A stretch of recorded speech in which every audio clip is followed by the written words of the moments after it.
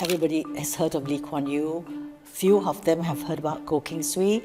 His legacy is all around us. You just name it. TDB, EDB, MAS, GIC. He had that farsightedness to see how the solutions he was working towards would look like 2 years or 10 years down the road. So he had that ability to think in time.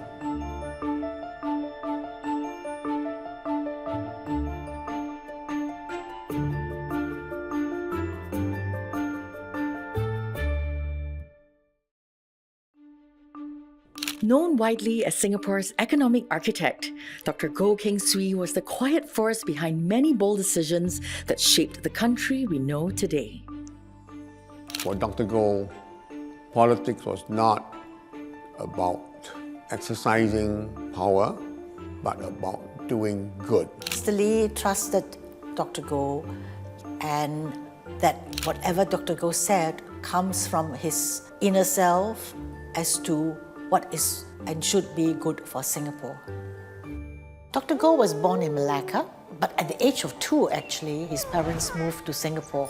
And his father was the general manager of a rubber plantation in Clementi. Early morning, he would go and watch the rubber tappers tap the rubber. He was very curious. And he would spend a lot of time wandering. This curiosity became one of Dr. Goh's defining characteristics. He read lots and lots and lots of books. He took a speed reading course so that he could very quickly skim through and just pick up the key points in any book. And there will always be a whole pile of books on his desk on the strangest subjects. His inquisitive nature extended to the people in Singapore.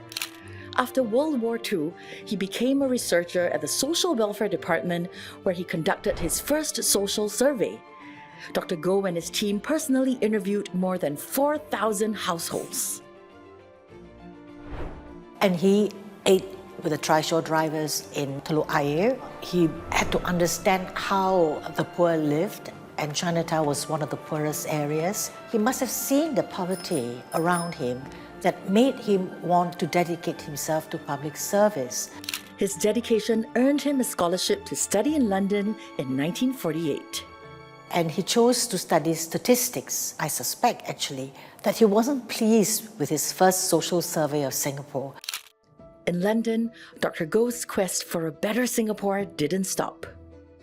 I think he was aware that communism was a growing global force, that British colonial policy was changing, and that he had to be better prepared and think through what is going to happen when decolonization takes place. He recognized during his time in London that he and his fellow students were rather unaware of the great political currents around them, that they co-founded the Malayan Forum to further their discussions and understanding of politics back home.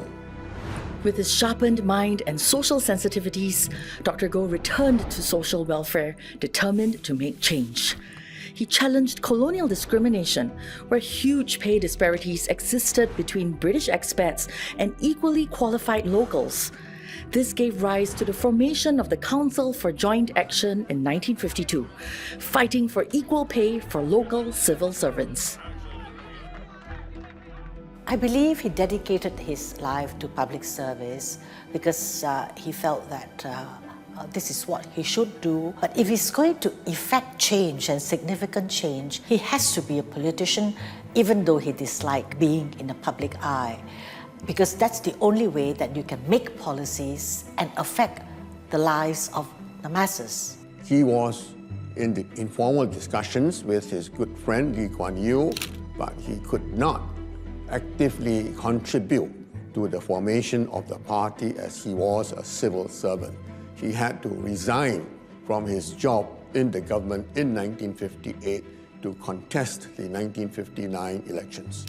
Well, Lee Kuan Yew had said that Dr. Goh was the one who would often give him contrarian views. He will think differently given a same set of facts. That's the way his mind works. Dr. Goh was not your typical politician. He disliked being in the spotlight. I think he's a shy person. He's a man of few words. He's very uncomfortable kissing babies and shaking hands, as most politicians have to do. But despite that, Dr. Goh was committed to the public good. In 1959, Dr. Goh became Singapore's first finance minister, founding the Economic Development Board and taking on the country's most ambitious project yet, the Jurong Industrial Park.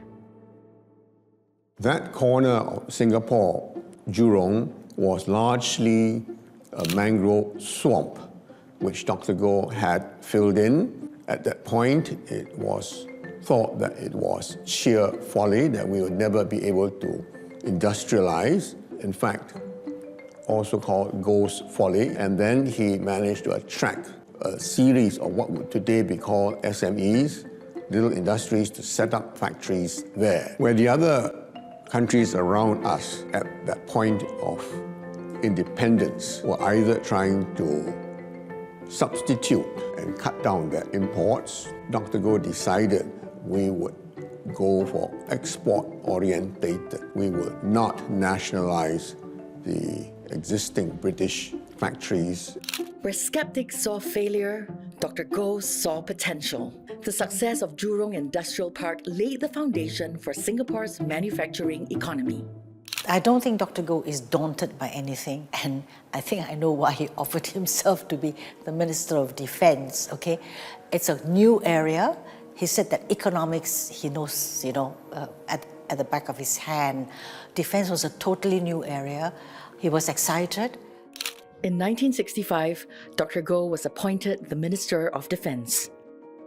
He had a daunting task ahead: to build Singapore's armed forces, now known as SAF, from scratch. We started, as is well known, with only 2 battalions of infantry soldiers, which Dr. Goh and all the others in the cabinet recognized was inadequate to defend Singapore. Dr. Goh here was very open to outside ideas, so he tapped on a lot of ideas from the Israelis, from the Americans, on how to go about building up the armed force at the battalion level and at the higher level. He also engaged a retired German general to advise us, General Schutz. This resulted in Dr. Goh implementing a citizen army, with the introduction of conscription through the National Service Bill in 1967.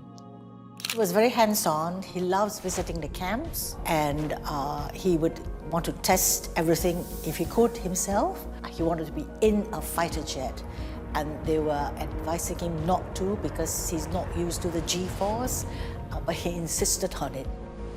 When Dr. Goh emerged from the plane, he was blue and purple, and he was very, very sick.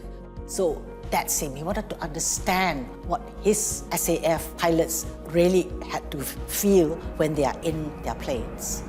Dr. Goh is a very thorough person. His cabinet colleagues will not query him on whether to buy a particular equipment or another. He would have done his homework. His immersive style of leadership would guide him to ask a simple question about a rifle, one that would spark far bigger questions about value, vulnerability, and how self-reliant Singapore truly was. He asked an officer, Mr. Lai Chun Long, to go to his office and to bring the M16 gun with him. And Dr. Goh says, strip the gun. Dr. Goh says, separate the high value from the low value items. And after, he said, now separate the parts that we are manufacturing and the parts that we had to import. And his question was, why are we manufacturing only the low value parts? Because it's important that we can import the low value items, but the high value items, we should be making it ourselves so that we will be self-sufficient in times of crisis. And so he thought of our own defense industry, and that was the beginnings of the Defense Science Organization. He loved challenges. He was known as Mr. Fix-It in the cabinet because he was just good at troubleshooting. So when Ministry of Education needs looking into, Lee Kuan Yew asked him to be the Minister for Education. He would approach any crisis or any challenge in a more calm way than most people. In 1979, he took on the task of identifying problems in Singapore's education system. Well, this was an old colonial education system that Dr. Goh inherited, where, yes, there was a very high dropout of students, schools were run pretty independently, and Dr. Goh realized that there was a problem there when you have got the students being taught in different languages, different curriculums, and integrating them into some sort of a common curriculum was not easy. So that was a challenge that Dr. Goh took on. How do we streamline and more efficiently give each student the best opportunity to develop skills according to their pace of development? Streaming was introduced in 1980 as a way to tackle the high dropout rates and poor literacy. It was a bold move, but one that was deemed necessary at that time. In recent years, streaming has faced growing scrutiny, and today, this policy has been phased out to keep up with changing needs. Times change, and we have to change our evaluations of the policies that was made in that point of time according to the circumstances. Dr. Goh wasn't just focused on survival. He saw the bigger picture, that building a nation also meant building a life worth living.